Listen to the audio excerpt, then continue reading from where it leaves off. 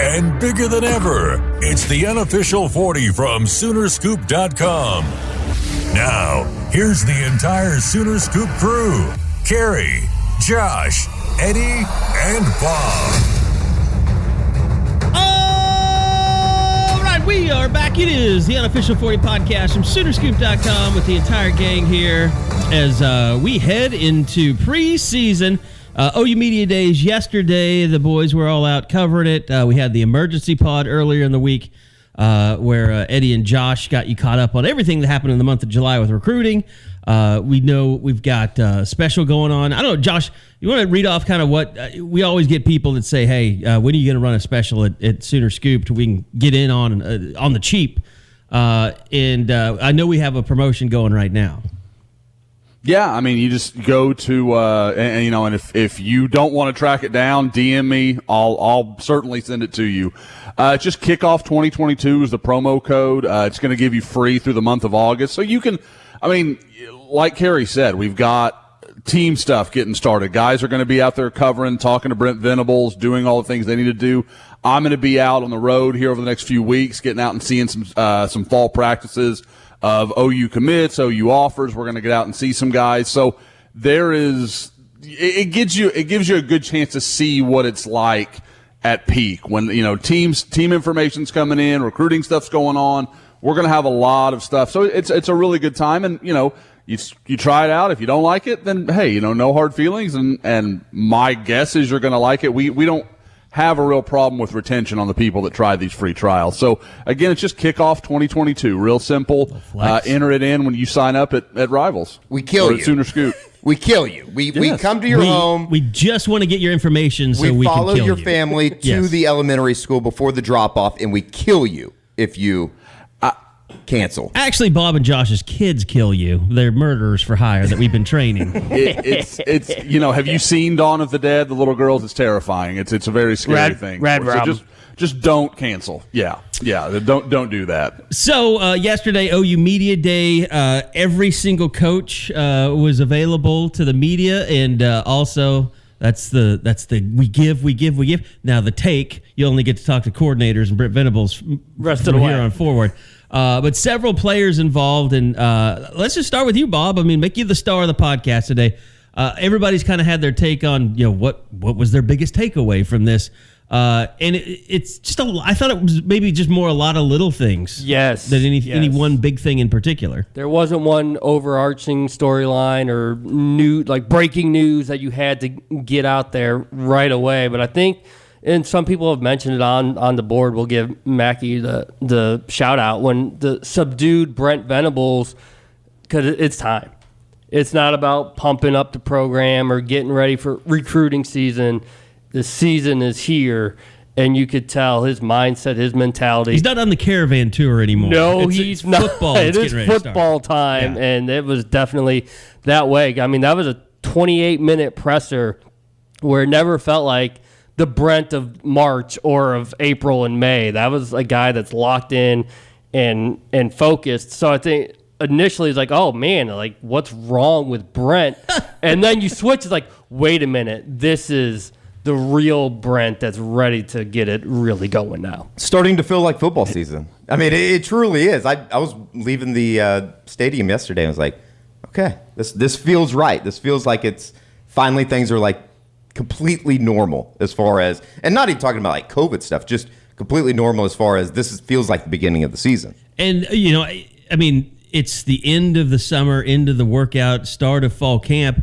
And you guys, we were talking about this a little bit the other day. Like, you guys were saying it wasn't that everybody was asking about Jerry Schmidt. It was that the players kept bringing it up, or the coaches kind of just, mentioned it in passing by, but it was still a very big topic yesterday, even though it wasn't like, every reporter was asking a Jerry Schmidt question. Yeah, it was nice to actually hear real, legitimate things instead of just messing with Schmitty, LOL. That's what the summer was. You get to hear, okay, David Agwebu lost the 15 to 20 pounds. Theo Weiss put on 10 pounds. You hear the excitement of Bill Beatenbow about what the offensive line looks like, has transformed into because of what Schmidt has been able to do. And I think, Brent's answer about Schmidt really not changing too much up from who he was before, and how you can take what worked in 1999, transport it to 2022, make the tweaks that are necessary, and it feels like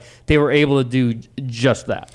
I think everybody knew that, Jerry Schmidt was obviously going to focus on the offensive lineman, defensive lineman. That's kind of his forte. But when you hear an Andrew Rame talk about, and he looked different. I know that we say that every year or at this time of the year that they come back from summer workouts. It's like, yeah, he had a really great summer. He looks good. But, Andrew Rame flat out says. They haven't said that about offensive linemen recently. Well, no. And I mean, he flat out says we did more in 6 months with Jerry Schmidt than we did in 2 years. Those are one of those whoa statements. And I saw a Spencer Rattler video today. Did you see that one? How's Spencer look? No. I love the cock. I love the cocks. He still looks frumpy.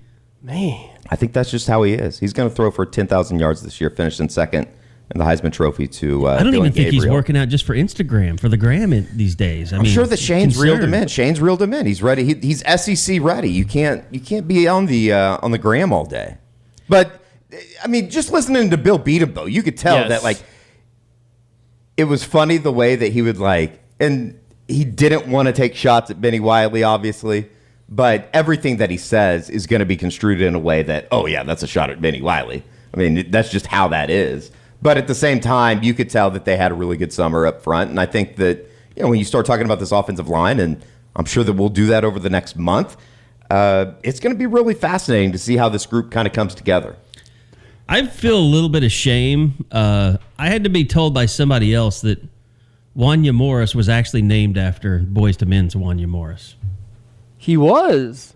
You didn't know this? I did not know this. Good. I feel so much better No, now. I just thought coincidence. It's actually in his roster on Soonersports.com. His bio. I can't hate that. I love Boyz II Men. So I'm a big fan. I'm sorry. I've got beef with anybody who doesn't love Boyz II Men. That's a problem. There's something wrong with you if you don't love Boyz II Men. You're wrong. Motown Philly was very important. That's a big time album. I always think 2's the best, though. Oh, that's a take. Oh, yeah. Okay. Yeah, it is. And Eddie is silently wondering who any of, he doesn't know No, I any know of who these Boyz songs. II Men is. I went to 5th grade dances at the War Acres Community Center. I think everybody knows it. If you don't know who Boyz II Men are, I would feel like you're younger than... I mean, I guess you get an out if you're like Eddie. 25. If you don't know this pop culture reference, if that comes from Eddie, you better know who Boyz II Men are. No, that's a fact. I know who Boyz II Men are. I have the Christmas album. That's right. Oh, wow. Bob's all in. I am. The R&B, that's right in my wheelhouse. Okay. So, but you're talking about the offensive line, what we're going to learn. That's the thing, really. Every camp is like left tackle, right tackle. Good convo with Anton Harrison yesterday as well.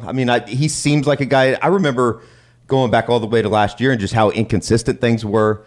It seems like, and Bob, you kind of worked this angle yesterday, just talking about guys that had to have tough conversations with Brent Venables during the change and during the turnover. And, I don't think that that Anton was necessarily that guy, but I think that there were some eye-opening conversations that had to be had in a way.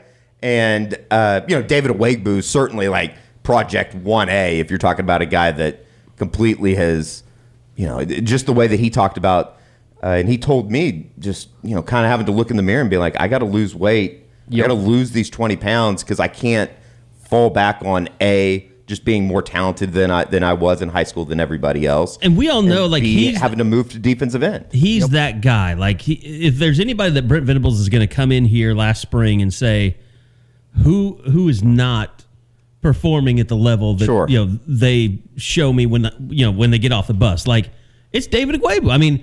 The plays that do you remember last year, just how we did those round tables and it was David Agwebu. Who's going to be the guy that breaks out in the defense? And I think we all three put David Agwebu. Yeah, I think it was one of those things. Guys, we can't all pick David Agwebu every week. Yeah. No, but ever since that play against Oklahoma State and Bedlam, it's you tip the pass to yourself, dive, interception. We've all been expecting him to progress from there, and he basically was invisible last year. Yeah, and he, strangely enough, one of the younger guys, Danny Stutzman, gave me a great answer to that question when I asked him yesterday. He's like, Brent looked at Stutzman tape and knew immediately, it's like, you don't prepare well enough to be a Big 12 linebacker. Well, and that's the other thing is like, that's Brent's bread and butter. That's his guys. Like, he's going to be harder on you as a linebacker than he is on any other player in the team because that is where he made his living. I mean, being a linebacker, being a linebackers coach, being a defensive coordinator, like, you may have other people that are position coach, but we've seen him in practice. Brent Venables, he's really the defensive coordinator. He's really the linebackers coach. I mean, you can say whatever you want about whose title is what. Exactly. He's going to be coaching Ted Roof as much as he's coaching those players. Like, there's no doubt. And I mean, that is no slight to Roof at all. That's just Brent. Like, he can't. It has to be perfect, and anything that's not is just unacceptable. It's just like, remember Bob in the spring game, and he's sitting there huddling, like giving the defense the advantage by coaching them on the field while Jeff Lebby's up in the press box. I mean, like, he just cannot stay away. Which will be interesting to watch, because that's going to be something, as a head coach, eventually there's going to have to be some sort of distance. Can he balance that? Guys, is this going to be the Doom pod? Like, we've got to plan that out. The Doom pod is, we're not legendary. We're not doing that this year. I mean, we were too on the nose. 3 years into it, we'll do it again, but we're not. The Doom pod may have caused all the catastrophes of last season. You think? I mean, I haven't gone back and listened to it, but we had to be spot on a lot things. of stuff. Yeah, it's kind of scary. Like, I've had people be like, "You guys were on to some." I mean, there's some stuff we missed on, but like that, there was absolutely some stuff that like this could go wrong, and it damn well did. It did seem like yesterday though that there's, and it's kind of been a common theme throughout the spring. Throughout the somewhat of what I guess the preseason is, Big 12 Media Days and then local media day yesterday, but just how much they believe in competition. You hear David Awegbu and Danny Stutzman talking about playing basically the same position and pushing each other throughout practice, wanting to get better. And like, I know that's all a bunch of kind of just talk for the preseason, but I do think that it's kind of one of those little things that plays a bigger role at the end of the day. And it just seems like there's more, I don't know if it's just a competitive fire down there right now, but it seems like everybody, and maybe it's just simply because of the blank slate. And you talk to Billy Bowman, you talk to any of those defensive guys, I think that, it's kind of been suppressed upon them that's like, you guys have been the butt ends of every joke around here for the last 5 years. Do something about it. And the new staff is kind of offering, like, if you want to change that narrative, it's kind of up to you guys. Yeah, and it's not. A lot of them didn't have a choice because of how Venables attacked every position. Like, how many times have we said, "Oh, like they're thin at this spot, and like they need a couple more at this position." And whether it was a walk-on, whether it was the portal, they hit every single spot to where everyone's going to earn it. That was, of course, that's another theme. That was what Ted Roof was saying. It's what all the defensive assistants were saying. Everyone's going to earn their spot. And that could mean backup, that could mean third string, but there's enough guys in every room to where you're not just going to fall into a starter or backup role just because you're the only person there. And so that goes, that's that competitive fire. It's the depth, it's the experience that they brought in through the portal to make sure no one gets complacent and to make sure that all, the top 11 deserve to be where they are. I'm going to get to this early because we got more stuff to talk about, but I want to remind you guys of our great sponsor, PrimeShrimp.com. Right now, here's the deal right now. Like, they've got a contest going on the message board. If you're a subscriber to Soonerscoop.com and you participated in the launch week that we had for Prime Shrimp, go on there, tell about your experience with Prime Shrimp, and you'll be entered to win basically a gift package from PrimeShrimp.com. But great shrimp, $20 off any first order. That's the special that we've got going on right now. $20 off any first order. Use the code SoonerScoop, and you'll get that $20 off your first order at PrimeShrimp.com. But I'm going to go get some linguine, I think. Is that the cut of pasta? Is it? There is a cut of pasta called linguine. I mean, I'm usually like an angel hair guy when I use but I'm going to go get some linguine, and I'm going with garlic and herb butter tonight. So the French Quarter Alfredo, a lot of people love that. The signature, people love that one. The New Orleans style, the Louisiana shrimp boil. So go check it out. Prime Shrimp, PRIME shrimp.com. Use that code SoonerScoop and get $20 off your first order. Okay, so here's the thing. We talk about the linebacker so much, and I think Brent said yesterday, he feels that could be his best position. It's a big group. I mean, you start looking at the roster of so guys. Many people, there's so many guys that have played a lot of football. Compared to what you had a year ago, which was basically Brian Asamoah and Deshaun Watson. Deshaun Watson. My God, Deshaun White. Sorry, Deshaun White. But, we all kind of were expecting, things from McGuave, as we talked about, and stuff. Sure. But guys, no defense is going to be good without a good defensive line. And, I mean, to me, that's still safety is a big question. But to me, defensive line, much bigger concern in terms of, is Jeffrey Johnson going to be a difference maker? Does Jordan Kelly finally come through? Isaiah Coe, I mean, we've seen pieces of flashes from him. That's a name that I'm very interested in because he flashed at times a year ago. Stutzman mentioned him yesterday as having a really good summer. Isaiah Coe is the one guy that I kind of look at going into this year as what kind of jump can he make? What kind of jump can a Corey Robertson make this year? And I like what I saw at a Corey Robertson last year. We were pretty high on him after his freshman season. He would have moments. Was it the Bedlam game that he had a couple really nice plays? I remember we'd be doing the Isaiah Thomas show, and I'd be cutting up clips, and he'd show up all over the field. He would run sideline to sideline, and I mean, we never really discussed it, but I basically should have just asked him every week, why doesn't Corey Robertson play more? I don't get it. Yeah. Well, and why didn't anybody besides Perrion Winfrey and Isaiah Thomas play at defensive tackle? Should have been the question last year. And one of the names that I think everybody wants to talk about, and he was there yesterday, Bob, is Jalen Redmond. I mean, what are you going to get out of Jalen Really good talk with Redmond. He sounds, for the first time, physically and mentally in the right spot, in the right place. And first time matching up since high school, really. Yeah, he's it's been a long road to get to where I am because there's times where I've been physically healthy but not mentally healthy. Or I've been mentally good but physically I wasn't good. You had to come to grips, like we know, about gaining all that weight because he thought he'd be Obo 2.0. There's no doubt about that. That's what he thought his role was going to be when he came in.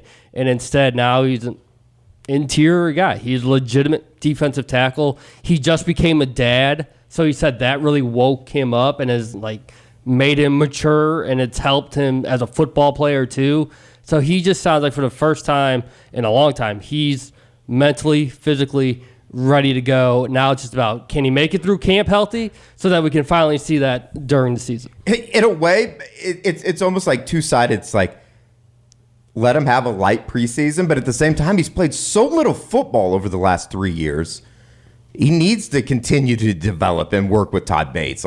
He's one of those guys that I think is a big winner when you talk about, we've always talked about it, but think back to talking to Jordan Kelly, the second week of spring. He's I've learned more technique-wise from Todd Bates in 2 weeks than I have in 3 years. Piggybacked off of that with Redmond yesterday. He said the same thing. It's I was surprised to know what I didn't know. Sure. When it came to just the fundamentals, the techniques, and so he's definitely we need a sound effect every time a shot is fired at the former staff on this pod, I think. Boom, boom, boom. A little Western or something. Maybe a little when you lose the game on The Price is Right. Dun, dun, dun, dun. Yeah. I got a great one from Reggie Grimes. I'll transcribe and put on the board today. It was phenomenal. He was talking about the dysfunction and how you don't know it in the moment, but when you look back and you realize it, and it's a tremendous answer. What is realistic expectation-wise for you, Josh, when you're talking about the defensive line?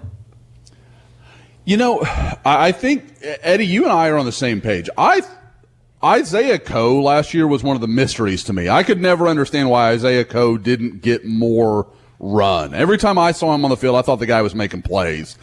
And I think there's talent there. I was actually just answering a question, kind of finishing up board chat, of what transfer outside of Dylan Gabriel might be the biggest impact guy.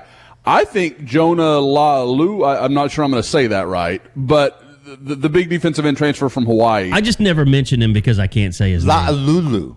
La'ululu? La'ulu. There's only two U's. Okay. Can I add an extra L or U? La'ulu. Yeah. Yeah, Jonah La'ulu. I can do that. Yes. He and Josh Ellison are both love- guys I forget about all the time. Eddie's been eating at Mo Betta's like every day for a week. He's Actually, turning Hawaiian on I us. went once and I thought it was terrible. Really? Oh, Yes. no. Oh, no. We need Dylan's take on it. Well, I don't. suppose That seems like sponsorship's one out of the those window. places that he's like, no, I don't. You don't That's- take Dylan to.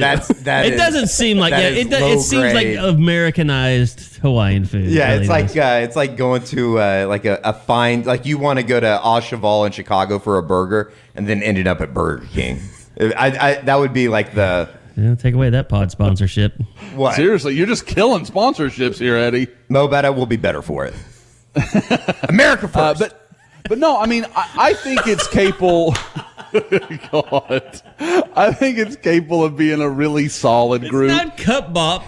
Cup Bop is Korean barbecue. We're talking about Mo Betta. I know, but I'm saying if you want to go after somebody, go after Cup Bop. They're Well, really not American. Actually, they're Utah. I don't know if that's American or not. Haven't had a is this racist moment in a while. I'm watching Under the Banner of Heaven. It could be That argued was YouTube is phenomenal. not Loved part it. of Loved the it. United States. So Is that the one where the people fall in love in volcanoes? No, it's Andrew Garfield. it's about the book by a guy named John Krakauer. Tremendous. Yeah, it's the book is unbelievable. I'm just now watching the show about this murder of a Mormon family and how it kind of all played out and it kind of connects back to the history. It's wild. Like Eddie, it really is. That's what the You Jets learn are trying to things. do to Zach Wilson. Yeah. Have you noticed that Josh and Bob are kind of becoming the same person? I don't know. I think it's just maybe it's a kid thing. Well, I guarantee Bob probably doesn't watch it like I do, where it's like paused. Okay, children in the room. Okay, back on. Yes, okay, now they've you left. cannot watch it with kids. That's for sure. No, there's some stuff in there they like. And my 4-year-old today is like, why can't I watch that with you? I'm like, you don't need to see this, but why? It's not fair that you can watch it. And I'm like, you're too young to be having the it's not fair thing. So that's my life. Little dad talk there. But if we could get this train back on the tracks, the defensive line group, I think it's good. I think it's a good, solid group. I think it's going to be very good, probably against the run. The way it's set up, the size that they're bringing into it, guys like Bates and Chavis, I feel like they're going to be very fundamentally sound. To me, the question is pass rush. I don't know if Ethan Downs and Reggie Grimes are either one of those guys like a 10-sack guy. I don't know. Like maybe. To me, Stripling's the key. Ethan Downs. Downs, even more. You know, to his credit, Nate Downs apparently never heard any of it, and then somebody like brought it to his attention on Twitter, and he was like, "You were doubting him?" And I was like, "I thought he was a tackle. Like I had questions. Like, and I was honest about it. Like I didn't try to be like, oh no, which we know some sleazeballs out there that would absolutely play that up. But no, I mean, like I said, and guys, like I can't lie. I heard Gabe and Teddy talking about, boy, he's getting big. Maybe he slides inside. I'm like, yes, that's what I've been talking about all along. So let me be right. That doesn't matter what's best for Ethan. It's about me being right, and that's what we're all here for. But no, like I think Marcus Stripling may be the key to that defensive line. Yep. Like they need him to be a guy who can consistently create pressure. Need the Oregon version of Stripling. I mean, yeah. Does anybody? It seems like nobody remembers that. Like everybody. he was that great. game. It was so much about Bob and Brent and the handoff and the whole thing. But people forget, like, Jalil Farouk was outstanding that night. Marcus Stripling had a great game. There were several storylines that I think people have forgotten because so much has happened. It is one of those things, and I think we've talked about it over the course of the summer, is just the fact that, like, where did that guy come from? It seemed like he was a completely different player once that, quote-unquote change or whatever that was, or maybe it was just sheer having an opportunity to get out onto the field. Because some guys, weren't playing in the game because they had declared and stuff like that. But, it is interesting that we've sat here and listed off 9 or 10 guys on the defensive line. And, it's kind of one of those things at the beginning of the preseason that quickly that number gets whittled down, whether it be injury or just sheer attrition throughout the season. And like, who are going to be some of those mainstays? And it's hard to get away from that main rotation of Reggie Grimes, Jeffrey Johnson, Stripling, Ethan Downs, Redmond. I would throw Jonah in there because he's played a little bit, because he has that experience. And that's why I keep going back to the amount of transfers that they brought in. I mean, when we're talking about like the 10 guys that they brought in, I could legitimately make an argument that 7 or 8 of those guys are not big contributors, but contributors at some point this season outside of the Dylan Gabriels of the world. And the one that might not do it this year, but long term, Tyler Guyton. Man, there's a lot to like. There was a lot of love for him. It was a bad day for Bray Walker yesterday, but a really good day for Tyler Guyton, and talking to Bill Bedenbaugh. Yes. I mean, it is what it is. It's kind of like I posted on the board. It's kind of on us if you're expecting like a major change for Bray. Great kid. You want him part of the program, but I don't think that he's necessarily a guy that is going to be that never said guy. anything that should allow you to have, any kind of expectation level for Bray. He just never asked. Didn't say anything yesterday to change it. He's a great kid. Love him, but you never want to start with great kid. love him. Yeah, that's never a good sign. Great kid, love him. You'd almost rather he's a real piece of shit, but God, he can play football. Well, Eddie is worried about the lack of arrests this offseason. I mean, it's been a surprisingly quiet summer on this front, and I wanted to ask that in some facet, because I do think that, like, when you talk about the success that they've had in the recruiting, and I know that we'll talk about that during the recruiting portion of this, but there is like this idea and this culture that they're selling on the road to recruits that they've sold to the guys in the locker room that I think plays a big role in what is being built right now as far as the new staff goes. I mean, just the ability to go through a summer without anybody getting in trouble is kind of sort of amazing. We were taking videos off of Vimeo the other day, and we're transferring them over to the server or whatever, and it's just like, even going back to 2012 and that summer caravan with Bob up in Tulsa, like the first questions out of the gate was, so what are you going to do with the players that were arrested over the course of the summer? Are they suspended for the opener? And it was just like, that hasn't happened. They haven't put themselves into that position. Oh, was that like Jazz Reynolds and Quentin Hayes and stuff? I couldn't remember in 2012. That was, going into the Insight Bowl that year, that was like Quentin Hayes and Jazz Reynolds and I think Kareem Jackson. Is it Jackson? Camille Jackson, who is now a coach. Yeah, I saw a thing for his camp or something floating around on Twitter. Not Quentin Hayes, James Haynes. James Haynes. That was the guy that got kicked off. Yeah. Yeah. But Quentin had problems early in his career, but he straightened up. Correct. Yes. But Jazz was kind of, for about 3 years, he was just a shithead. And then you had the Trey McGuire stuff. Shortly after that, something happened with Trey McGuire. That's news. Who knew about that? That's wild. It's a fun story. It's a children's tale. He's when you can get your hands on it. He's probably behind. Oh no, I knew. Remember when Jay Norvell made the comment about that? Yes. There's. Have we checked to see that he wasn't behind the masseuse stuff? Helping Deshaun Watson? He's like his personal assistant now? Yeah. I don't know what he's up to. We were talking about that out on the golf course a couple days ago about McGuire. I have no idea. You could sell me on just about anything right now. That was such a wild recruitment with the whole thing where he goes out to Hargrave. Yeah. And there was it was never easy with Trey. And then I'm going to let somebody fill in the pun there that's listening at home. I'll hear about this on the thread on the board. But, get a pen, write it down. It literally almost was the definition of Brent Venables about you recruit your own problems. Sure. And I never got a bad vibe from Trey at all. So, I don't want to present it like, oh, you should have seen that coming. That's not what I'm saying. The problem that I always had with it is that those players weren't good enough to be problems. Yes. Jazz Reynolds wasn't good enough to be a problem. And you did kind of slip into that period where Bob wasn't recruiting as well, and he was recruiting guys that were problem. That's kind of when you could tell the staff had kind of run its course. Well, and I don't want to get too deep in the weeds on this, but it's like I think that 2012, 2013, 2014 period kind of led into the decision to keep Mixon around, like because they needed that. Oh yeah, they needed to get back into that mix. They couldn't needed just that. Give up a 5-star, right? And obviously that was kind of the.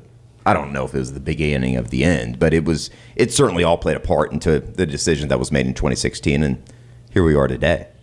Well, I mean, Mixon was probably the most elite talent they'd had on campus since the McCoy-Bradford group. Yes. Well, and that followed the Sugar Bowl, the win over Alabama, so that was the first time they'd really had momentum. Yeah. You had Frank Shannon, DGB, you had Mixon, you had a whole bunch of stuff going into 2014. It was wild. Absolutely insane. I mean, I remember 2014 didn't work out perfectly. Well, and I remember we made that drive from New Orleans over to San Antonio for Mixon's commitment and met Josh over there. And that was like the first time in what seemed like forever because you had been in that 2012, 2013 waste period where it was in, waste period. They were still winning at a high level. But at the same time, that was the first time that it felt like I remember having that conversation on the way to San Antonio. It's like, this is the first time in a long time that it feels like there's positive momentum within the program. And then Amelia Molinder opened her mouth. Oh, God. I'm just kidding. That's a joke. And then you've got, 8 years ago. That's crazy. It is. That's wild. Well, it's even crazier that somebody asked me on Twitter last night. It's like, who's the better offense, 2017 or 2008 or something like that? And I went back and I was looking at the rosters. It's like, holy shit. How long has Mixon been gone from Oklahoma? It's wild. I think it's almost stranger that Pickleman still exists. Pickleman's good. I mean, it is good. That's how it exists. That's the only way. Yeah. Yeah. Because literally my idiot brother's an OSU fan. He came down to Campus Corner just to get a picture in front of Pickleman's one time. Yeah. Really? Yes. It's amazing. That's a pretty common thing, actually. I think he pretended like he was punching one of his kids when he did God. it. Yeah. Wow. Yikes. Hey, there's a line on this That's podcast. why I said you just idiot stepped over brother. I said idiot brother for a reason. Yeah, okay. amazing. I'm the line stepper. No, it's I don't even know how we got down this rabbit hole, but it is talent level. Yeah, and talking about the 5 stars and recruiting your own problems. The quote from Todd Bates yesterday was amazing. Yep. Talking about Yeah, that really was. Basically, one 5-star can, I don't want to say derail a program, but he can step it back. You can add problems. You can recruit your problems, like you said, Carey. You recruit the wrong 5-star. Sure. Yeah, he's gonna haunt you every day. It does seem like he. Go ahead, Josh. Any guy like that walks in with a lot of credibility amongst his peers. Like they're like, oh, he's good. He's got this evaluate. Like, I mean, the kids pay attention to that. Like they can say they don't care, whatever. Big 5-star walks in, people are watching him. If he's acting like a shithead and being a problem, that's a negative. Like, it's more noticeable than a 3-star coming in with a bad attitude, just because there are more eyes on him. Yeah, but I think basically what he was saying, though, is character matters. Sure. Yeah. Oh, sure. Yeah, and it can destroy your program if you don't stay focused on that above talent. Are guys more fit? I guess I say this, and I'm trying to think like, the Bridges and the Jaden Hazelwood that didn't work out very well at Oklahoma and still good at Arkansas. But like, are guys more fit to handle that kind of stuff nowadays, especially with NIL, especially with the attention that they get in high school? Like, it's just not as much, it seems, as maybe it was even 5 years ago. Are they more fit? Well, just to be under that spotlight, under that 5-star spotlight, knowing that they have to come to campus. And you're basically being asked to perform, especially if you're an early enrollee from day one. I feel like you hear less of that stuff. Sure. Like less of this guy just wouldn't buy in. Yeah. Like, I mean, don't get me wrong. It still exists. Oh, yeah. But it's not nearly as much as like that kid never left high school. That kind of stuff doesn't come up as much because these guys are starting to see themselves as businesses. Like this is the next step to go where I want to go and do what I want to do, rather than, man, I made it. Like it's just it's a ladder to climb, and they recognize this is the next evolution. You mentioned something about NIL and Jaden Hazelwood. I don't know if you guys saw the story. I want to talk about this, but first off, deadsoxy.com, deadsoxy.com. Use that promo code SCOOP, and you get 25% off your total order. We love these socks. We are close to having video, and I think most of our Dead Sox commercials, we're just going to throw socks at the cameras. I think that's all we'll do. Super soft, People super light. The no-shows. I mean, like I'm looking on their website right now. You can get a Luna 3-pack black no-show socks for $30. I mean, that's pretty good. And I need to get. Someone pointed out the other day in a picture I wasn't wearing my no-shows, and I felt kind of embarrassed about it. I would be. You should be. I know. I am. I'm embarrassed about a lot of things lately. But yeah, the boardroom, the college. I mean, if you guys haven't seen the Oklahoma College collection, it's really, really cool. Go check it out. They've got stuff really for anyone and whatever your tastes are. Deadsoxy.com, deadsoxy.com. And as always, stay soxy. No, the NIL stuff, and I can't believe I'm saying this right now. There's a really good story written by Dennis Dodd. I just said it. I'm off. Eddie, it's okay. It's Eddie okay. just bristled. Time stands still.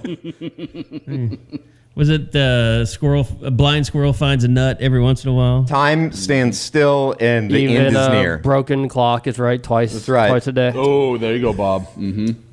But it was an article, I'd seen this on HBO, on Real Sports on HBO.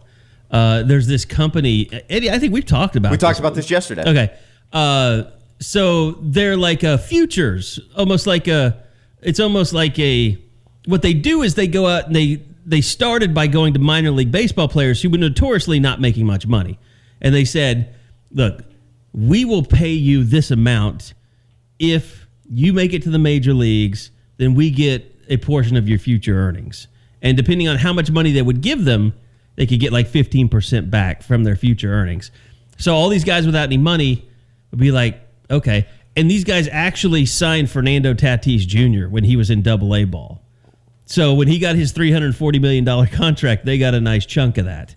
And his dad was like all for it. Like, his dad made like $18 million when he played ball. And his dad was actually for him taking this deal from this big league. I can't remember what the A stands for, BLA. So anyway, they've gotten into the NIL game now. Who is it? Nolan Smith, is that the linebacker from Georgia? Yes. Like he's their primetime client. Okay. So big league advantage. Big league advantage. And so they didn't say in the article how much they're paying him. I think Dodd had to keep some information out just to be able to, be on the inside of this Zoom meeting they were having. But he's part of it. And you know who else they mentioned as part of it in the article? Jaden Hazelwood. And he's always been really at the forefront. Like, he was doing NFT stuff. Like, I think, his dad's a big entrepreneur. Like, I remember dealing with him a little bit coming out of high school. So he's into marketing and, things that are, like NFTs and all that stuff. So I just thought it was really interesting. But there is a part of me, too, that's like, really, this is NIL? Like, and they're saying, like, they have to do appearances and stuff like that. Yeah. In order to earn the money. Like, I think they do something every week or something like that. But anyway, I read that article and I was just like, yeah, I'm not surprised at all because, this stuff is still advancing. And everybody on the board has been asking, like, well, there's these three things now. There's Dusty and Gabe's, and there's this Norman NIL, and then there's the Boom Crew, and they were asking my opinion. I answered last night, like, what I think people should support. I didn't mean to get in this on the radio, but like the thing about it is like us and what we're doing, like we're setting a foundation to be able to do some of that stuff. These are groups that are just coming in and saying, we don't have any money, but if you give us money, we'll give it to players through Zooms. And they're all doing the same thing. It's like there's not really a whole lot of imagination in it. And the problem with OU is not problem, but the one thing that OU in the football program, the fans, the boosters, whatever, that hasn't been established is they haven't had that big pool of money. And I think even the one Oklahoma thing with Barry Switzer, like they were trying to raise money. Like they were actually, when they were announced, they had a donation link. So it's just still crowdsourcing, crowdfunding, NIL. That's still what's out there. And it'll continue to go. If you want to do it. I would be careful if someone is not really upfront with how much the players get. For instance, like with the Boom Crew thing, that's a players' lounge. That's a bunch of Georgia guys. Aaron Murray's behind it. Like, they started with Georgia. A lot of these are just businesses that are coming in. They're wanting to make money. They're not so much. I'm not saying not they're about OU. Yeah, they're not using. Or about the players. Yeah, I mean, they're not. I don't want to say they're using the players, but they're using NIL as a ways to start a company and make money. It's not about taking care of the players. It's not OU people doing it.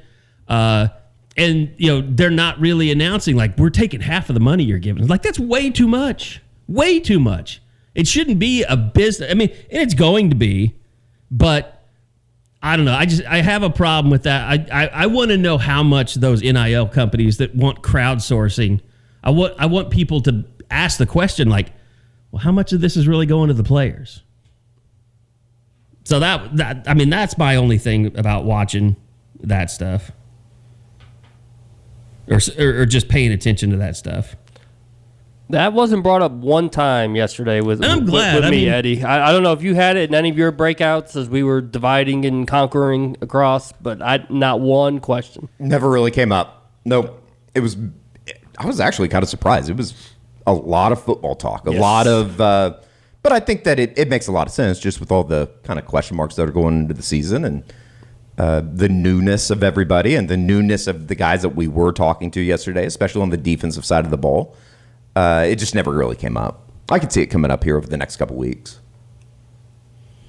Now, let me get into the schedule here, because I think that's confusing too, because people see media day and they think, oh, okay, they're out on the football field now. That's not the case. Like, we will, what is the 8th, I believe? Monday. Yes. So yeah, the 8th, yeah. That's when we'll get to go out there. Do photo, video, watch a little bit, depending on how much Brent lets us watch. But that's when this all starts. So they're not practicing right now. Until Friday. Until Friday. They report Thursday, They report on the Thursday. field Friday. Right. So that's my error. Venables kept saying August 4th, August 4th. That's report day. Yes. They practice Friday. I noticed I was going through like the YouTube thing and I was tagging like practice starts on August 4th, and I went back and I changed it because I was like, that's technically not true. They report on Thursday, and then practice will begin, and we'll get out there on Monday with the first taste. I think we're going to be able to get out there once a week during the preseason at least to get video and photos and all that kind of stuff. So that should be a pretty good deal. The first couple weeks, and then I wonder how they monitor as you get closer to game prep as opposed to just camp. School starts 22nd down here, I think. Usually somewhere around there. You'll have what? You'll have basically 2 weeks in between 22nd and the 3rd. Yep. And then you always have that deal where 29th, NCAA rules like make you practice so many days before you can put on pads. Before you can put on I wonder. and- I think Monday they shouldn't. I don't think they'll be in pads yet. Probably maybe shells. Maybe shells at that point. I bet you can Which get into shells shells. are just shoulder pads. Yeah. Yeah. Because I think helmets. I asked Joe John yesterday if Daniel Parker has like a countdown calendar in the tight ends room for contact, and I saw that he was talking about it on Twitter last night as well. It's funny, like how many, and I could it would take me forever to go back and find like every time the word physical was said yesterday, but I would bet it was over. Conservatively, I bet it'd be over 25 times that it was said by somebody. And just an insinuation of they need to be more physical. Just a straight up, they need to be more physical. That's like, it was like almost a echo chamber from the message boards and from Twitter and stuff. It's like, they've heard it loud and clear. They need to be more physical. But it just doesn't happen overnight, does it? What I find interesting about that is, so I'm not making this about anything else other than football, but Art Briles came from Stephenville. He went straight from Stephenville to Tech, right, Josh? Was he the head coach at Stephenville, and then he went to Tech? Yep, that's correct. And so he was there starting in the Mike Leach system, broke off from it, and I have to think that he saw Mike Leach in the way he didn't value running the football, and always to himself was like, that's something that we've got to do more. Sure. Like at this level, you've got to be physical, and you have to be committed to the run. And I think that's something that Jeff took from Art and Kendall took from Art. But Mike Leach was a guy that he was willy-nilly about running the football. And you remember when Lincoln Riley came in here, he had a hard time. I mean, Bob had to – I was talking about this the other day. Like, Bob basically was able to get in Lincoln's ear to remind him, like, run the football. And then when he lost that, he tended to get pass-heavy. And, I think Lincoln's biggest fault was when he'd get behind the chains, he always wanted to pass. Where sometimes Bob could get in his ear and say, I know it's 3rd and 8, but they're dropping 8. Like, let's run the ball and blow them off the line.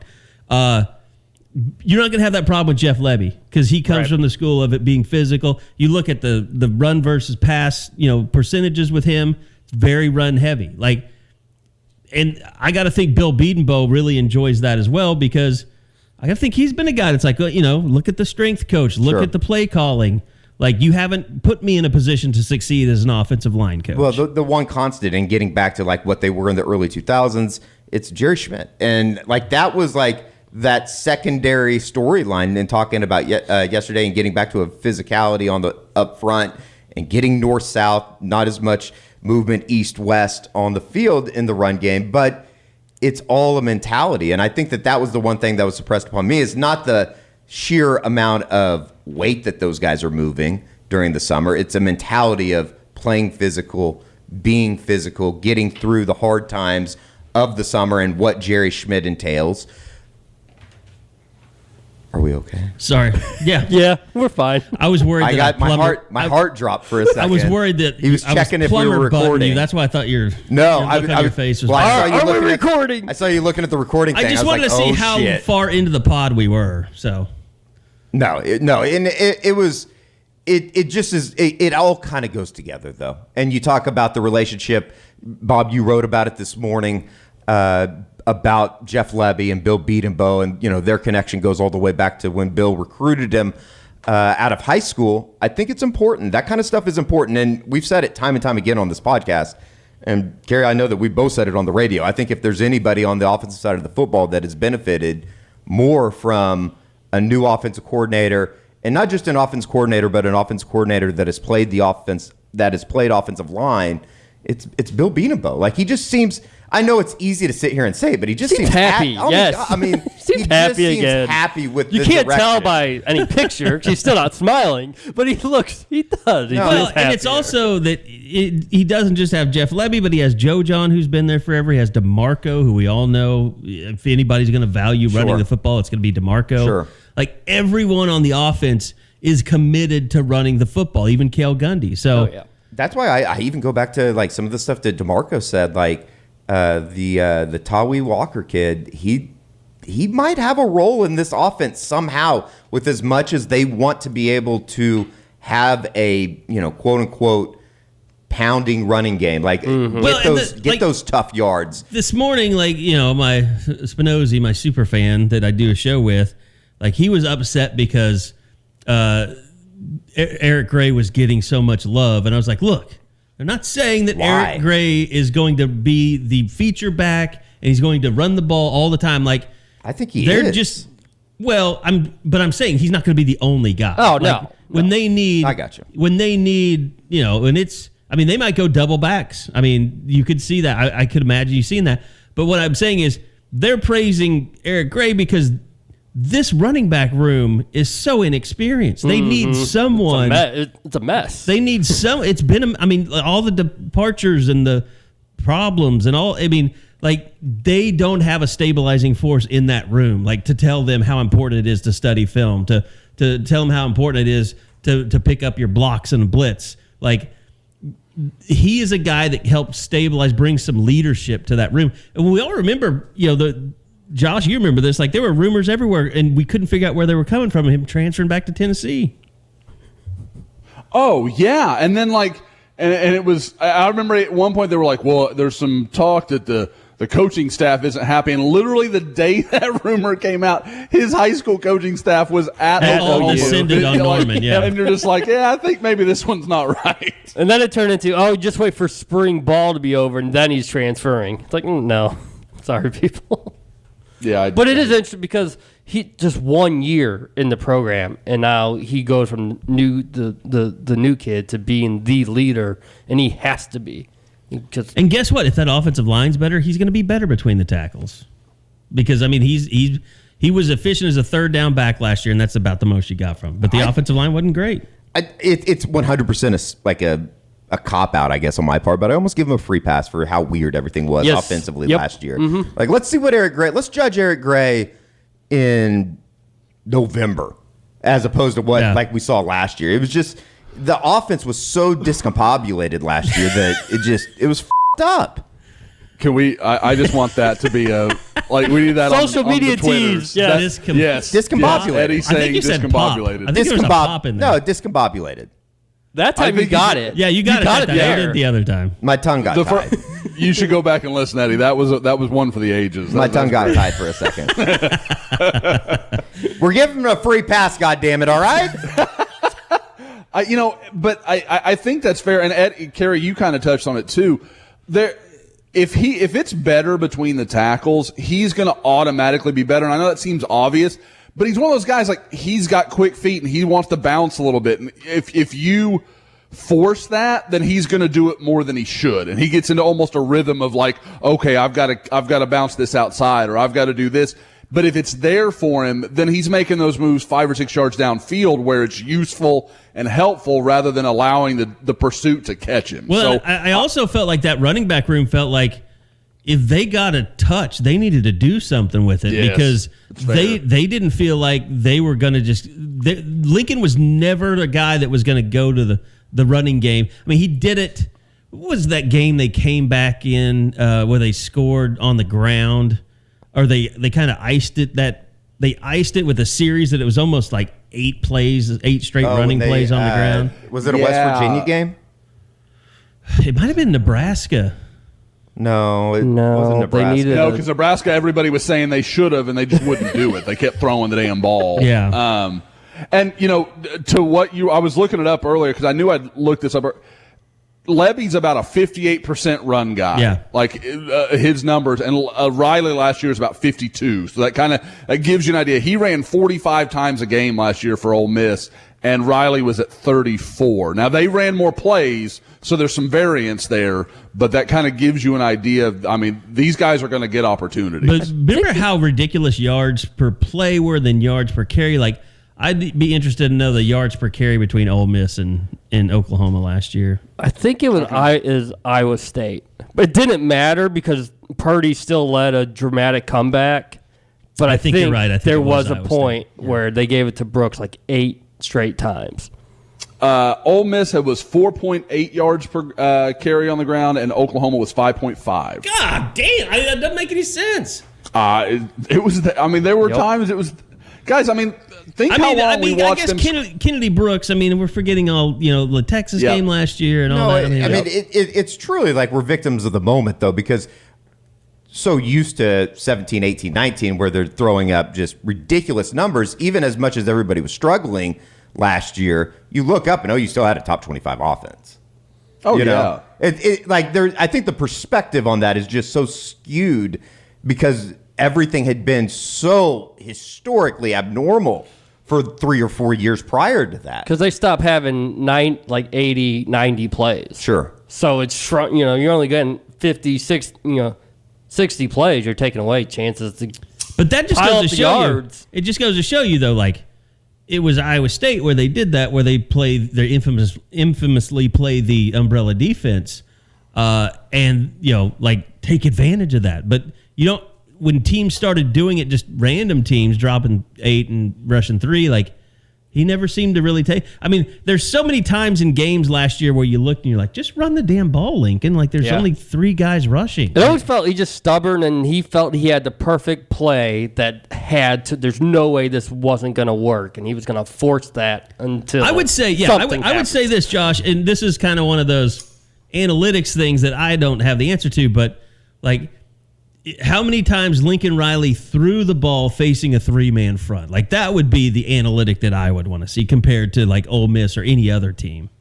I'm going to use some really heavy analytics here and say a lot. Just a lot is my analytical analysis. So anyway. Okay, so I don't know, anything yesterday that else that stood out to you guys that you wanted to hit on? Really enjoyed talking to Jay Valai. I thought it was interesting that he threw it out there. Maybe my head's been in the sand on this, but Jaden Rowe working exclusively at cornerback to start the season. At least to start, and then we'll see where things go. I guess I knew that, but when he talked about it and just how fast that kid is, I think it's been out there on the internet or on social media. Just like I think that Valai was it Valai yesterday that said he's maybe the second fastest guy behind Sawchuk. Murray was talking about Gavin, and then brought up Jaden. I mean, it's just like I'm really excited to see him out there. How does that work into the cornerback situation? But I mean, we put it on the board. We put it on the YouTube page. I thought the conversation with Jay Valai was a lot of fun yesterday. He's going to be one of those guys. Like he's another anytime one of that those you can super throw Bob energetic Ross guys, and Dave Chappelle into. He's got his talking point. I think he said Bob Ross four different times, and like just depending on who asked the question. I thought that was great, and you can tell we're talking Bob Ross the painter, right? Yes, Bob Ross the painter, absolutely. You're painting. You're painting the picture. Oh, the girls and I watch a lot of Bob Ross. I'm all in on this. I need to go back and watch that apparently. So is that after you trank them? No, that is the trank. What are you talking? Like that's the work being done. Look at the pretty picture, girls, and they're both asleep on the couch within 15 minutes. It's beautiful. So it's legalized tranquilizer. Yes, it's a legalized narcotic. Yeah, okay. Bob Ross. I mean that man, that should be his name.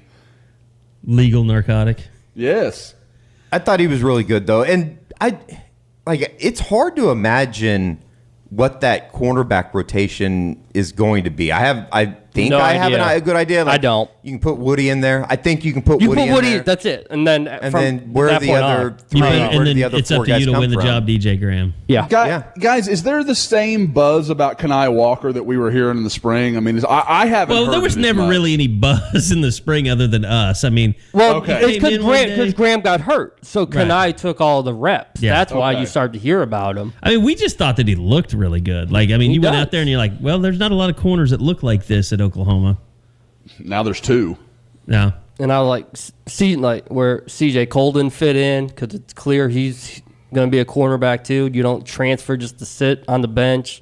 So yeah, that second corner spot, I have no idea. Jaden Davis, Trey Morrison. I mean, where does even a guy like a Bryson Washington, who flashed at times in the spring, fit into this whole safety situation? Well, and that's another perfect coaching thing. Like you talk about, Todd Bates and what the players say. Like, what do these players say about Jay Valai versus Roy Manning? Yeah, I will tell you, a guy that was mentioned a couple times, and he's been mentioned a couple times now here before the start of the preseason.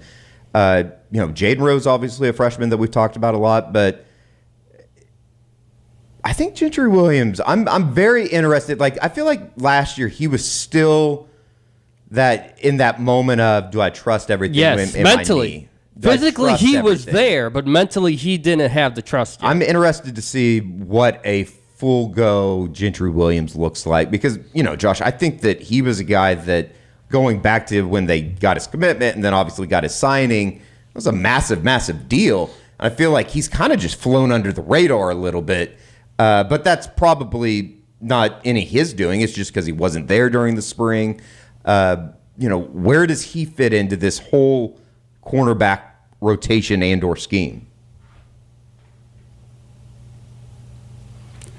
he got put to sleep by Bob Ross, apparently. Thanks, Josh.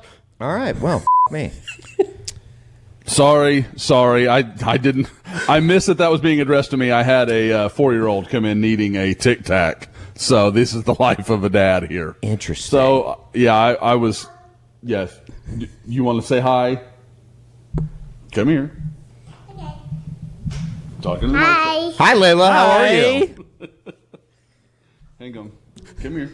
Are you giving her headphones? No, you don't want to put the headphones on? All right, I thought she'd really talk with you guys, but no. She just wants to hear Just herself. spread that sounds a lot like disease her dad. all over, Josh. Just Yes, that's what we're microphone, hopeful for. headphones, just get it everywhere. No, I was just saying how quiet and under the radar a Gentry Williams has been. Yeah. It seemed like last year he really didn't trust himself fully on that knee coming off the ACL thing. And now that he's almost a a year and a half, 2 years in, I'm kind of excited to see if he can pick up to where I think a lot of people thought he would be. I am too, and I think what happened was there was a lot of, because his ranking was so big coming in, there was, yes, good Lord, she eats everything. This is so sorry everybody listening. I know this is riveting as I open a little packet of biscuits. Go on, girl. The thing with Gentry was I think a lot of people kind of overvalued where he was going to be. And last year, like you said, I don't think he was ever able to really push himself and get into rhythm and be the kind of player that his athleticism should make available to him, that he could be that kind of guy. So it hasn't gotten there yet, and he was still very raw. There was a lot for him to learn. I really think he's a guy that maybe next spring everybody's like, watch out. Like this guy could be special because people are going to go to sleep on him just a little bit because he's long and he's lean and he needs to get, he's going to have to bulk up and do all the things that we understand. But the physical talent's still off the charts good. So, like I said, everybody needs to be a little patient with Gentry, but I think you're right, Eddie, that given just a little bit of time, he could absolutely be one of those guys that everybody's excited about, a year from now. It's just interesting talking about the defensive side of the football and again, I feel like we do this every year where you list off, 6-7 names at each position and it's going to be whittled down, but I don't know, maybe there's just a better belief right now that those guys are going to be developed. It's kind of like we've got to the point in August where there's not a whole lot of shit that can be said. You got to go out and do it on the football field, but it does seem like, and again, it kind of goes back to yesterday and one of the themes of media today. There's just so much positive momentum right now and belief in what the staff is putting together. And, I think that in a way that kind of rolls into the recruiting side of things if we have nothing else on the team side to talk about. Well, I was just going to say, it is amazing that we're kind of doing a camp preview and we never mentioned receivers one time. Well, I mean, maybe we mentioned Jalil Farouk against Oregon last year, but that was about it. I think that there are so many guys at that position that, like, LV Bunkley Shelton's a guy that was talked about a lot yesterday. It's going to be fairly interesting to see how he fits in, what his role is exactly. Can a Jaden Gibson be a guy that picks up early? I think what you're going to get out of Marvin Mims. What you're going to probably at least hope to get out of a Theo Weiss. This is a put up or shut up year for him. I'm almost more excited to see like some of the young guys and how they fit into the rotation. I will die on this hill. Gavin Freeman is going to play at some point. I heard he had an amazing summer with Schmitty. You think he'll play this year?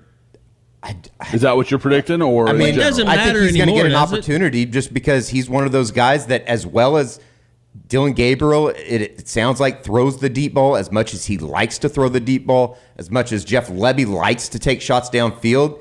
Freeman is one of those guys that you can put it up and say, go get it, big boy, and he can chase it down. That is a good question, though. After everything we've been through, is redshirting still going to be a thing moving forward? Are we going to get back to where you're concerned about whether someone redshirts or not? I don't know if the word redshirt will be used, but I think that for some guys, just from a maturity standpoint, like remember, Morris even before technically redshirted last year just because he wasn't ready. He wasn't prepared. Well, remember, they changed that rule where you could play 4 games even before COVID hit. So, that's right. Yeah.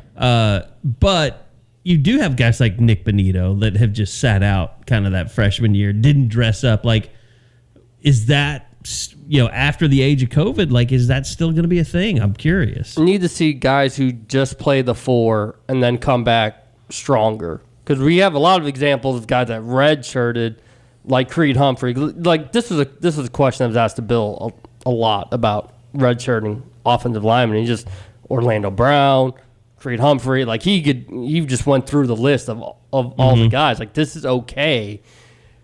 If you have a different mindset, because when you redshirt, your mindset's different, right? You're not preparing to try to play. So are there guys who have played like 3 or 4 games and then actually came back the following year and looked really good? Like R. Mason Thomas, Alton Tarber. Those are guys that I would think are going to be redshirt technically candidates.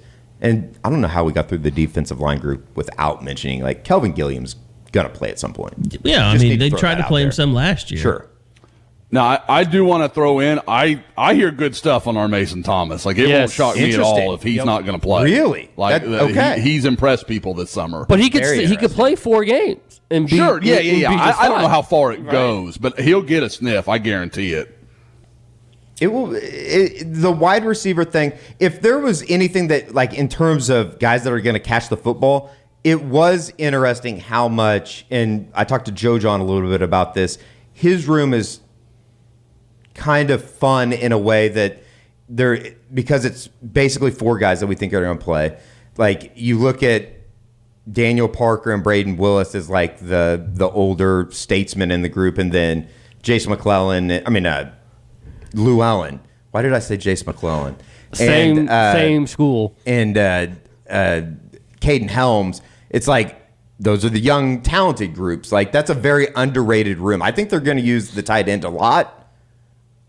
And they're obviously going to use Braden Willis. He's kind of this is a big year for him, obviously. He came back for a reason. This is why he came back, and he's got to be healthy. And I thought he should come back. Yes.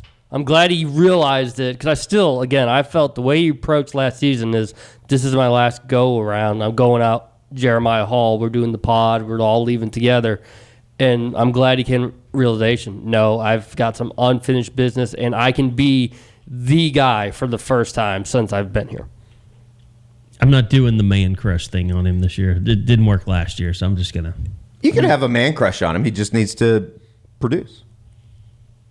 Well, in terms of guys that have been around the program, like, I think that, what was the term that Levy used yesterday? Steady Eddies, just as far as, like, Drake Stoops. Marvin and Marvin Drake. Like, yep. Am I crazy to think that, like, I remember thinking back to the Bedlam game, like, where the hell did that come from, Brian Darby? Is Brian Darby, like, a guy that fits in to this offense?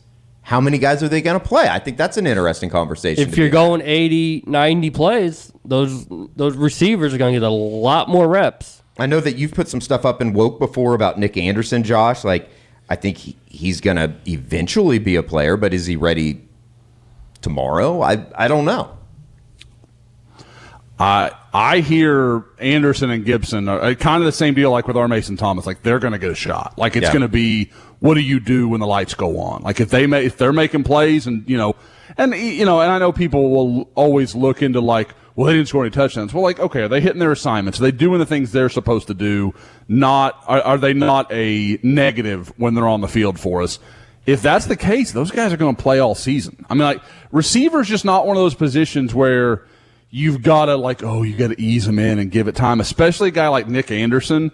We know that family. Like, Dad could probably make it through Jerry Schmidt's summer workouts. Like, they are, like, he is physically ready. Like, that's not going to be a problem for him. It's just about how quickly he picks everything up. But I know, again, those guys have both really impressed people. And I know it's kind of a deal where Anderson, I feel like, maybe a little more ready now, while Gibson might be the guy that everybody's like, man, watch in 2 years. That guy's going to be special. Sure.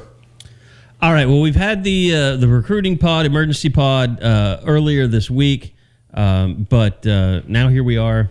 I don't know that, I think you've spilled as many beans as you're going to spill, but I don't know. Has anything changed since 2 days later, Josh? Come on, Monday, man. Yeah. This is back to the rankings. These people hear you trying to shut me down, Carey. They hear what you're trying to do. The people know the truth. Know. You don't want any recruiting talk. I hear you. Oh, I'd love it because I really don't have to say anything. I just let you and Bob go. No, I mean, I put up a woke this morning kind of talking about some of the stuff that's still out there. Like, the Peyton Bowen situation gets more and more interesting, and I think with all that happened over the weekend, that really didn't get a lot of attention. The Rivals 100 safety commitment, Notre Dame commitment that came in, obviously teammates with Jackson Arnold and Ryan Yates as well, who came in. And I get the impression that maybe more than ever, a decommitment from Notre Dame seems more possible. Like, it seems like that's something that if you were going to say, okay, he sticks with Notre Dame or he decommits, I'm kind of leaning towards a decommitment being the more likely ending. Now, what that gets into is it's probably Oklahoma or A&M at that point. Like, you'd have to see where he goes. And maybe Notre Dame's still involved. But if he's going to pull it all the way back at this point, it's probably going to be somewhere staying closer to home. A couple of the big storylines are obviously his younger brother, Eli. Oklahoma has offered him, is recruiting him. A&M has not offered him, but is recruiting him. I think those two are liking the idea more and more of playing together, and I think that may be a big chip in OU's favor. Also, I mean, we all saw it a couple years ago with Billy Bowman and Jada Coleman. Again, you've got a guy from the Denton area that is got a girlfriend that's going to be playing sports at Oklahoma, and I get the impression she very much wants Peyton up there with her. What does she play? I think those are big for OU. Soccer. Yeah, okay. Yeah, she's a soccer player. So, those are meaningful things for Oklahoma. I don't think it makes it written in stone or anything like that, because again, he's still got to pull back from Notre Dame, where I know his mother's always been very adamant about the academics there, and all those things that Notre Dame has to offer. I know she's into that, but it sounds like that conversation is becoming more plausible, more reasonable. And then OU's going to have to, again, in what's becoming, it's kind of interesting. OU hasn't had as many battles with Texas, but A&M's becoming a real battleground for OU over the last, the David Hicks situation. You look at some of these other guys, and it's a little more prevalent at times than Oklahoma and Texas. Better get this Sooner Scoop NIL going, I guess. Drop your bag. I'm not going to follow anybody into a bathroom. That's a solemn Sooner Scoop promise. That will not happen on our watch. Yeah, we'll get handsy with them before they. The other thing, there's been a lot of questions about Malachi Coleman. He's had all these tweets out the last few days out there, with the Colton Bassick stuff. Yeah, absolutely. He's kind of brought it into everybody's conversation, and actually, Carey might have to dive in a little bit on this, because he's heard some things, but there's no question the people around the state of Nebraska, around the University of Nebraska, think Malachi Coleman's going to Nebraska. They don't really even think it's up for debate or question or whatever. The word used, I think there's too many questions. Yeah, the word used recently from someone in Nebraska that I talked to was silent commitment.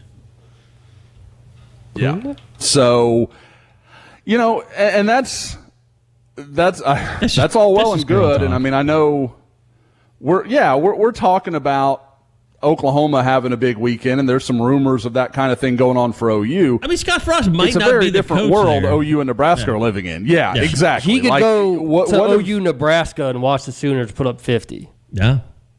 Yep. That's the thing. Nebraska fans like, well, we played them tough in Norman. I'm like, you played some shell of a team. I don't know what you played, but it wasn't. Yeah, whatever else that team was and this team was, the energy level is going to be very different. I'll personally guarantee that. So, we'll see. Again, maybe it is a good game. I'm not sure yet, but it is. Like I said, I don't know how you could watch if OU can put together the kind of year we think they can, and Nebraska is, even if they qualify for a bowl 6-6 or 7-5. What about that direction is going to make you feel good as a player? And maybe the in-state thing is too much to overcome, and if it is, it is. But you got to realize. Like I said, counting on anything is. Nebraska fans are probably just hearing all the national narratives, like, well, Oklahoma's down now, and they've got to rebuild, and sure, it's not the same Oklahoma it ever used to be. I think that's one of the toughest games on the schedule. Yeah. Oh, I do too. It's a critical. Mm-hmm. Somebody stopped me at the 7-Eleven the other day. This big listener of the Unofficial 40. Shout out. I wish I knew your name. But he was asking me, what's your loss total this year? And it's really the first time I've sat and thought about it, but everything hinges on that Nebraska game. everything. I don't think everything does, but I think that like the trajectory of everything does, because that will be the moment that I think you would expect Oklahoma to get through UTEP, you would expect them to get through Kent State, but you go up to Lincoln and that's like that first adversity test outside of that's kind of what I'm saying. Injury or whatever during the preseason. You have to shoot people on the team if they lose that game. I don't know. It depends. But said you could win ugly, and it can give you an idea that this isn't a 12-0 team. Yeah, I think they're like a 5.5, 7-point favorite right now, depending on what book you check. And especially, it's almost bigger for Nebraska in terms of you get through that doubling game, you get through the bullshit 2 games that they play the next 2 weeks going into that, and then like that's going to be billed as like Nebraska's moment to put a stamp on. We're back. Like that's Scott Frost, definitely. September 17th in Lincoln is Scott Frost's biggest game in maybe his career as a Cornhusker. And I'm talking about games that he played in as well. No. 100%. No. His life's over if he loses that game. I'm serious. It's not. I know that's like, I think it's not bigger than the national championship games, but it's a huge game for him professionally as a head coach. As a head coach, if you would have said as a head coach, I might have been with you. But I wanted that to have a little bit more pizzazz, a little bit more weight on it. Northwestern. He wanted people in Lincoln to be talking about this. They better beat Northwestern, or they're going to leave his ass in Dublin. That's the thing with being a Nebraska. Places to get left. That's the thing about Nebraska fans, though. It's like they've seen this is they're in a perpetual free fall of John Blake proportions. It is, rest in peace. It's like they think that they hit rock bottom, but then it gets worse. And it all started with firing a coach that went 9-3 in Frank Solich. Like it just, it's crazy to me. Oh God, they're missing the glory days of Bo Pelini. Yep. Mm-hmm. I mean, Pelini had a lot of success. Say what you want to. They legitimately got to a conference championship game. I mean, and we're leading what was it, 21-7 at halftime in that game? They were up like 20-0 against the Sooners, right? Was it that much? Huh. Yeah, I mean, I still didn't think they were going to win in that game. For whatever reason, I just thought, like, this is not dominant. And OU's played like shit. For OU, I think Bob's exactly right. Like, you figure out where this team is with that game. Like, is this a legitimate team that can, maybe make it to the playoff? If so, you need to go in and win that game decisively. And I'm not saying you're going to go beat them by 40 points or anything, but, like, you need to go in and win 38-20 or something. Like, you need to put them away, and it's not really, as close as it might look.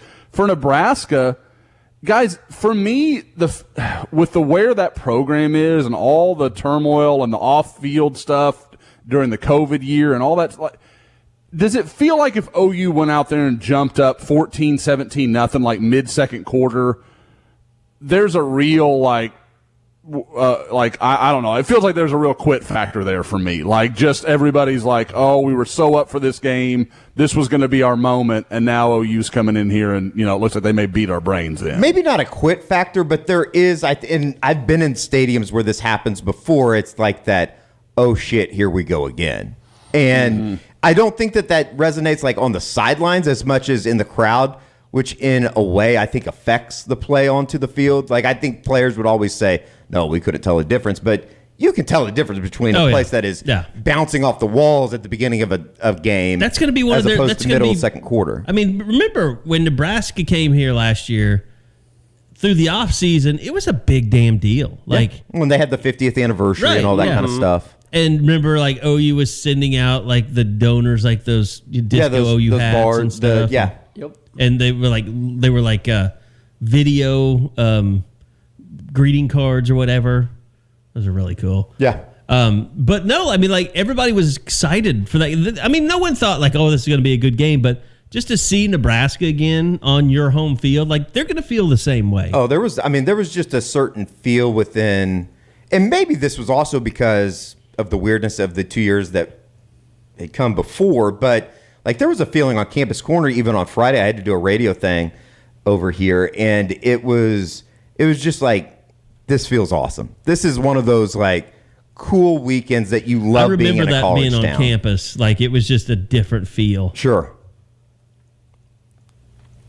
So I don't know. I mean, I'll say this. it's going to be a fun game up there. I'll say this. That game's I'm really looking forward to it. The opener, though, it's one of those that's like, we talk about what Nebraska could tell us. Like, UTEP is good enough, I think, that they could tell you that OU's got a ways to go still. If that game is close. Agreed. Sure. Yep. I mean, like, they're much better than Tulane ever. Yeah, like I don't think anybody's, but I do give Nebraska, and I don't know, maybe this is one of those things that you look back and it's kind of stupid, but I mean, they should have beat Michigan. They had, 9 games in which they lost by one possession or less last year? They were not a terrible team, yeah. They weren't terrible. They were just good enough to get beat. They didn't know how to win. I know that's a cliche line. They didn't know, though. They couldn't close games out. They didn't have a quarterback that could close. No. Although he could get them to the finish line, yeah. he just couldn't cross it. Which is, interesting, Casey too, Thompson. that, No, Casey Thompson is not nearly as good as Adrian he Martinez. threw for 380 against OU or whatever. It is interesting, as much love as Kansas State's received in the preseason, it's so Adrian Martinez is going to be the one that puts him over the top, even though he couldn't do it at Nebraska. It is interesting how those match up. As opposed to Casey Thompson, Casey Thompson never really carried that Texas team. Well, he couldn't because their defense was so bad. But I'm saying, offensively, they were really good. Martinez is the only reason that Nebraska had a chance.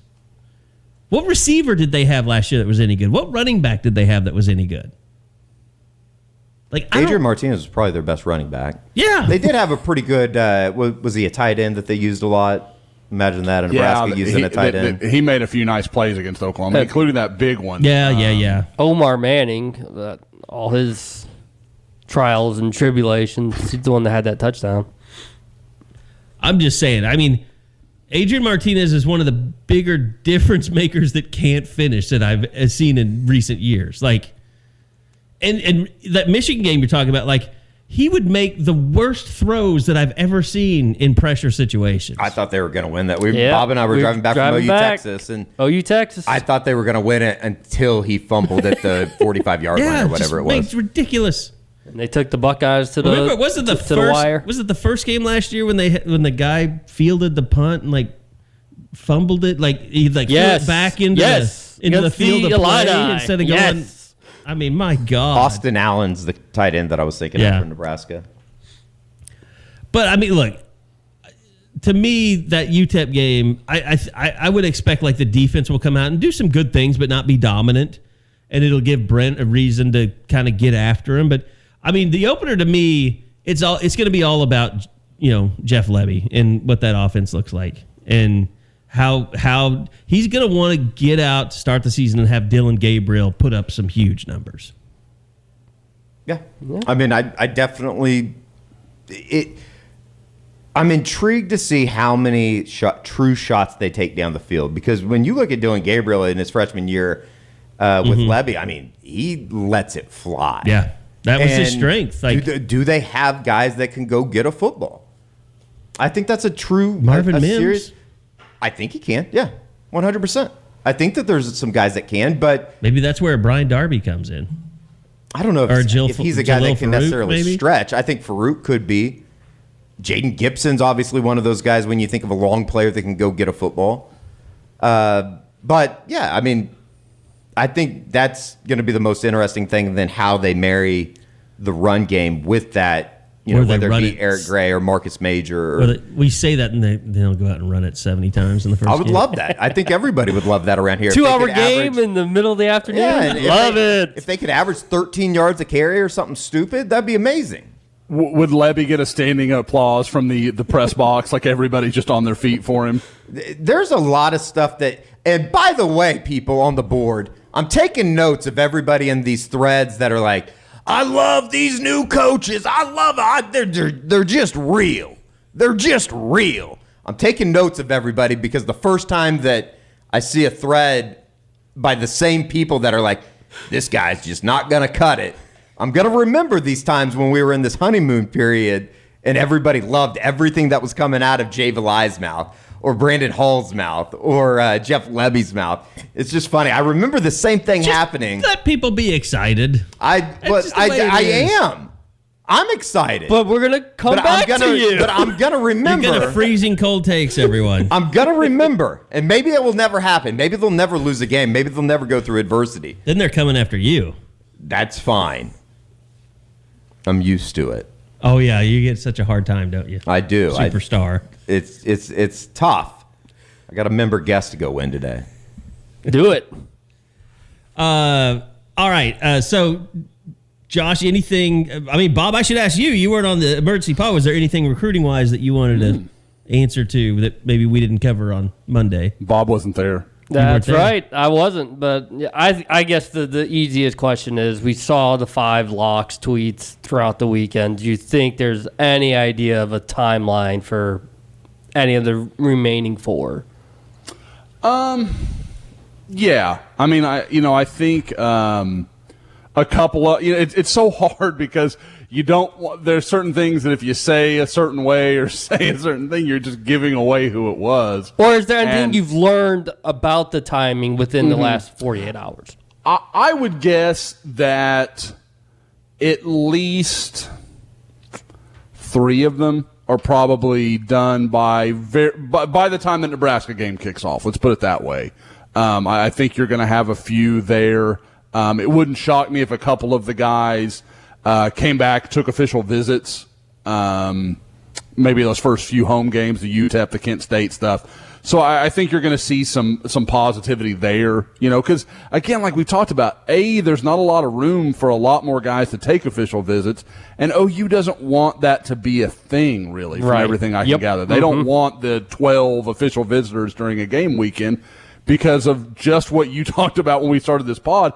Brent Venables is a different guy right now. He's in football season mode. Like it's a different human being, and that's not where their focus is going to be as much over the next 4 or 5 months, and that's part of why I think they pushed so hard this summer. But yeah, so I think you're going to have resolution on a few of them. There's a couple that I wonder, if maybe. Like we talked about with the Malachi Coleman thing, with a silent commitment. Till you go public, I've never been big on how much that actually means. I think that's, if you were ready to be done, you'd be done. You'd announce it, you'd put it out there. There's a reason you're silent about it. So I just, like I said, it wouldn't shock me if a few of those guys, it kind of takes a step back. But I think this should be another good month for OU. Obviously, already with the Colton Vasek news, that's a huge start. And somebody asked me, for the month of August, kind of an over-under of 3.5, and I would probably lean to over. I think 4 commitments is probably about where I would be this month. So, and it could go higher than that. I mean, I think that's, some of it's just going to come down to timing. But yeah, I think 4 for August is probably the most likely answer. I never saw, speaking of Malachi's, I never saw the fallout from Malachi Nelson's A&M stuff. I don't think that there's much that, I'm not going to claim that I know the family, know the kid. I just have a hard time thinking that he's going to go spend some years in College Station when you can go right down the road. At the family's house. I think you've had drinks and dinner with that family. Don't try to separate now, Eddie. We know the truth. I'm a closet Southern California fan. I'm a big USC guy. You are a closet South Carolina even though I'm a UCLA donor. You are. That's true. Literally. I just don't think that that's ever going to come to fruition. I mean, maybe he's just maybe he's playing the NIL game. He's Caleb probably told him, hey, go take a visit somewhere and get your value up. Possibly. Get these boosters salivating for you. It does take a really sick individual, though, out there to be so bothered by Lincoln Riley that they want him now to decommit and go, when did Oklahoma fans start cheering for A&M to get 5-star quarterbacks? Come on. Yeah. Yeah, you're not I don't know. You're sick. Don't have to worry about those people out on the West Coast. Yeah, I think your priorities you don't have to worry about Malachi Nelson out there. If he comes to A&M, he's your problem. You need to replace your anger back towards, let's get back to the region. Worry about what you have to worry about. The problem as is, long as USC's recruiting like they are, you don't have to worry about USC for a while.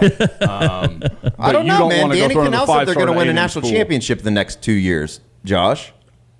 Guys, I mean, you know, we've talked at length about what Oklahoma summer has been.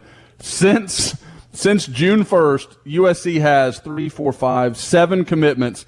1 is a 4-star. Everything else is 5.6, 5.7, 3-star players. Sounds like a lot of defensive guys then. Yeah. That's not a bad observation. Oh no, you forgot. It is of the 7. There are, let's see, 5 offensive linemen and/or defensive players. So it fits the mold very, very well.